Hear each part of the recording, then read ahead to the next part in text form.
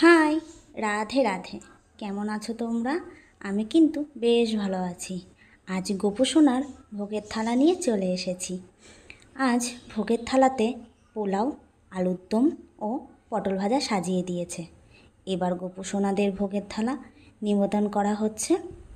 দেখো আমাদের গোপু সোনাদেরকে, আর ওই দেখো জগন্নাথ দাদাদেরকে।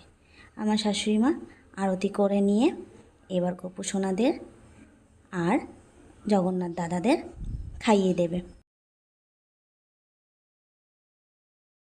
আচ্ছা, আমার এই মিনি ব্লগগুলো তোমাদের কেমন লাগছে আমাকে একটু কমেন্ট করে বলো প্লিজ।